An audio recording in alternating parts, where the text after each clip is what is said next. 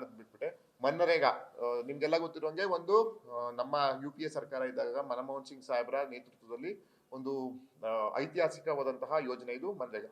ಯಾಕೆ ಇವರು ಇವತ್ತು ಎಲ್ಲದ್ರ ಬಗ್ಗೆ ಮಾತಾಡ್ತಾರಲ್ಲ JDS ನಾಯಕರುಗಳು, ಮನವಿಯನ್ನ ಮಾಡಿ ಇವರು ಮನ್ರೇಗಾ ಅಂತ ತೆಗೆದುಬಿಟ್ಟು ಈಗ VBGRAMG ಅಂತ ಏನೋ ಒಂದು ಹೊಸದಾಗಿ ಒಂದು ಟ್ಯಾಗ್ ಲೈನ್ ಕೊಟ್ಕೊಂಡು ಮಾಡಿದಾರಲ್ಲ. ಏನಕ್ಕೆ ಇದನ್ನು ಚೇಂಜ್ ಮಾಡಿದ್ರು? ಮಹಾತ್ಮ ಗಾಂಧಿ ಅವ್ರು ಏನ್ ಮಾಡಿದ್ರು ಅದನ್ನ ಇವ್ರು ಮನವಿ ಮಾಡ್ಬೋದಿತ್ತಲ್ಲ.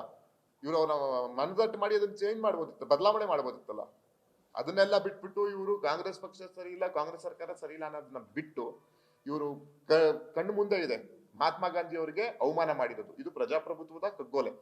ಮಹಾತ್ಮ ಗಾಂಧಿ ಅವ್ರನ್ನ ನಾವೆಲ್ಲರೂ ರಾಷ್ಟ್ರಪಿತ ಅಂತ ಕರಿತೀವಿ. ಅವ್ರು ಕೊಡುವಂತಹ ಗೌರವವೇ ಬೇರೆ.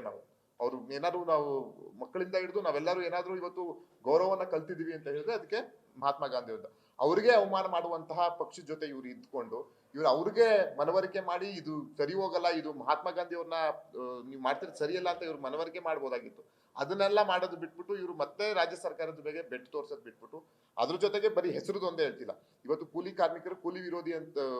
ಕಾರ್ಮಿಕರ ವಿರೋಧಿಯಾದಂತಹ ಒಂದು ಯೋಜನೆಯನ್ನ ತಂದಿದ್ದಾರೆ. ಇದರಲ್ಲಿ 60-40 ನಿಮ್ಗೆ ಇದ್ರ ಬಗ್ಗೆ ಎಲ್ಲ ಮಾಹಿತಿ ಇದೆ.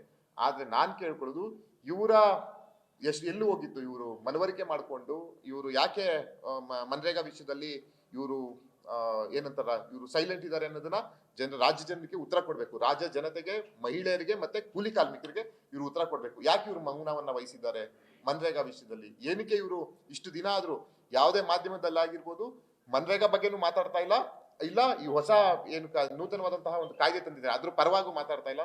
ಅಲ್ಲೇ ಗೊತ್ತಾಗ್ತದೆ ಇವರಲ್ಲೇ ಇರುವಂತಹ ಒಂದು ಬೆಳವಣಿಗೆ. ಜೊತೆಗೆ ಇವರು ಮೌನ ಯಾಕಿದ್ದಾರೆ ಅನ್ನೋದನ್ನ ರಾಜ್ಯದ ಜನತೆ ಉತ್ತರವನ್ನ ಬಯಸ್ತಾ ಇದ್ದಾರೆ.